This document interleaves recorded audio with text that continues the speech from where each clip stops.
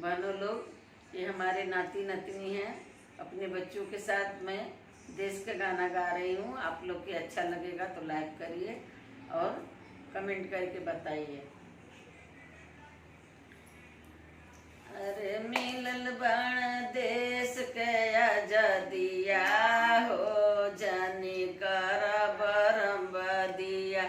मिलल बाण देश की आजादिया हो, जानी कर बरम्बदिया। कर बरम्बदिया भैया, कर न बरम्बदिया। मिलल बाण देश की आजादिया हो, जानी कर बरम्बदिया। सुनी ले बा मोदी भैया, सुनी ले बा योगी। सुनी ले बा मोदी भैया, सुन ले बा योगी। देशवा के राखिले बलजिया हो, जानी कर बरम्बदिया। देशवा के राखिले बलजिया हो, जानी कर बरम्बदिया। मिलल बाण देश के आजादिया हो, जानी कर बरम्बदिया। देशवा के नेता लोग अब मिल जाइता। देशवा के नेता लोग अब मिल जाइता। याद कर भगत कहीं फांसिया हो, जानी कर बरम्बदिया। याद कर भगत सिंह के फांसिया हो, जानी कर बरम्बदिया।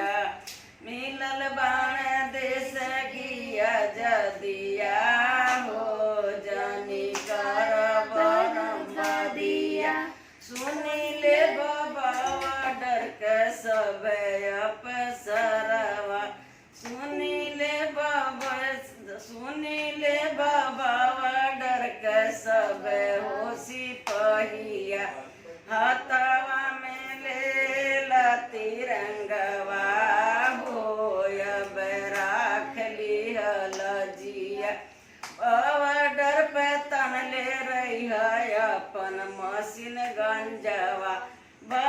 डर पे तन ले रही है अपन मशीन गंजवा।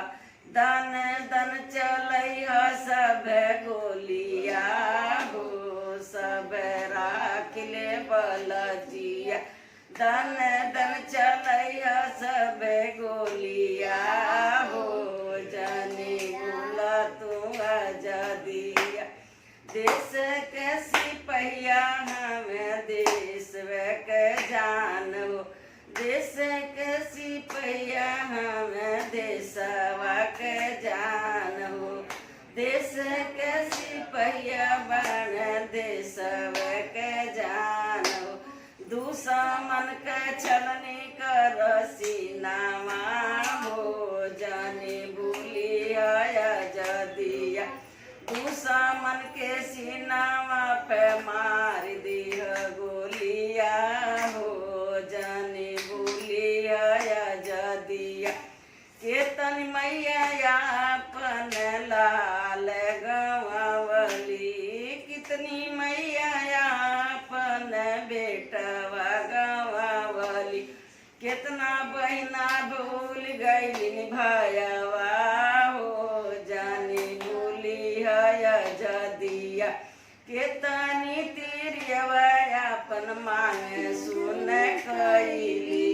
केतनी तिरियवा अपन मांग सुन कैली। केता बच्चा खो दिल बपवा हो, जानी भूली आजादिया। कितना बच्चा खोए अपन बपवा हो, देश राज खिली हो। जान भूल देश के आजादिया हो, तुम ही राख लिहल जिया। मिलल बाण देश में आजादिया हो, जानी लजिया। लजिया जान बोलिया भगत सिंह के फांसिया हो तू राख लिया लजिया। अगर आपको ये वीडियो अच्छी लगी तो लाइक शेयर